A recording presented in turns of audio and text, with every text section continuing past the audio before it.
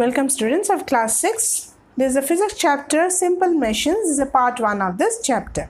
Okay students. So simple machines when we talk about what we can say actually. How we can define the simple machines. So let's start. Simple machines help us to perform mechanical work during using the muscular energy. Why is it muscular energy? Means we have to apply our muscle energy. We have to do with our hand or leg. Okay, it is important to understand that these simple machines do not provide energy by themselves, nor do they transform it from one form to another.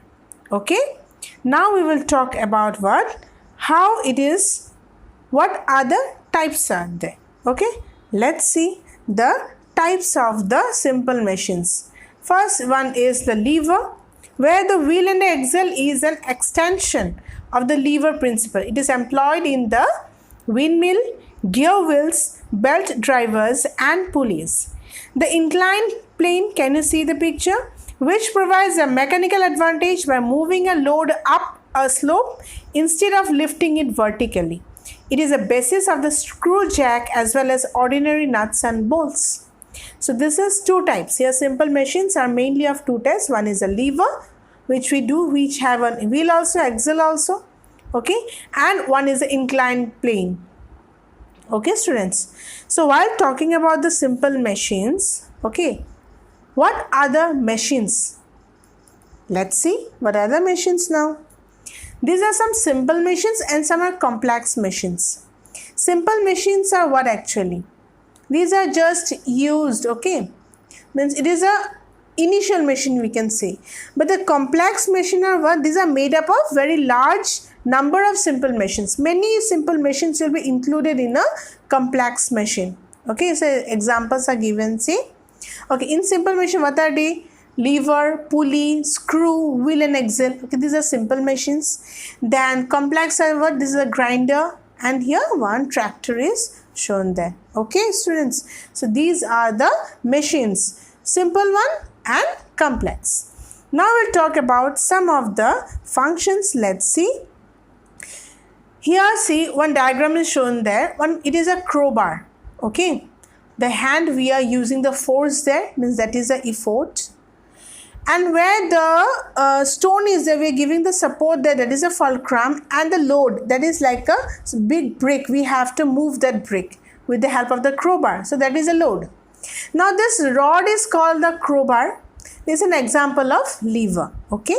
The object to be moved by the bar is called the load, and the force applied to lift the load is called the effort or force, you can say.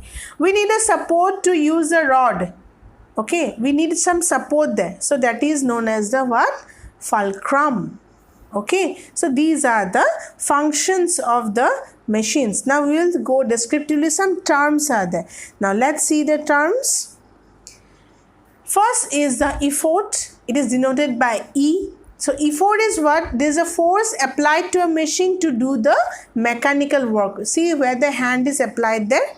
Okay, there we will use the effort there, means the force we will give there. Okay students. Next is the what? The load. So load is what? The force which we have to overcome. We have to do the thing there, means where we will apply the force, that is the load. Okay, load is the weight of the body to be lifted. Next term is the fulcrum. So fulcrum is a fixed point about which the machine can turn while doing the mechanical work is called, means where the load is there and where the effort is there.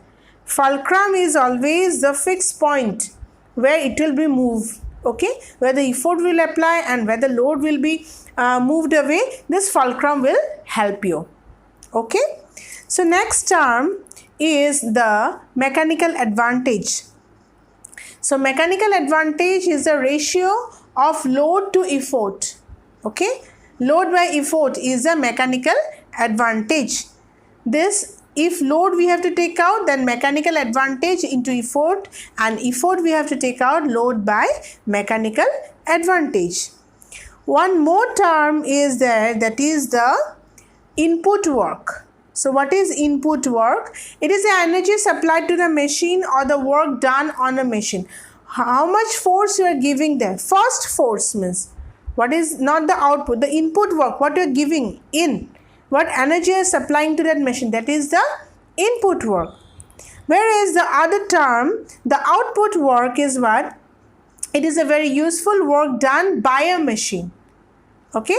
Input you are giving and what the work done, that is the output. Means the what? The load, where you are applying the load. Okay, the load will be output. You have done that work, then it will be output, and you are doing that work, you are applying the force there, that is the input. Okay, the difference is that you have to see. Okay, students. Next we will talk about the principle of machine. So for an ideal machine, the output is equal to its input. How much input, how much force you will apply, the work will be done. But when there is efficiency is 100%, then only the output is equal to input. But it is not possible actually. Okay, student, this is not actually possible for all machines. So it is said here ideal machine. For all machines, it is not so possible that it will be 100% efficiency. Some will be there, some lack will be there. Okay. So the next is the efficiency. So efficiency, what is that? The ratio of the useful work done by the machine to do the work done on the machine is defined as the efficiency, and it is expressed in percentage.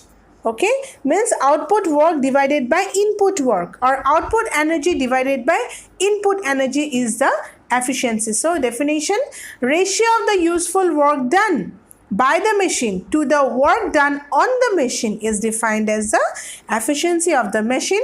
So students, till here I will stop this part of this chapter. Next we'll talk about the types of the simple machines. So till then, thank you. Bye bye.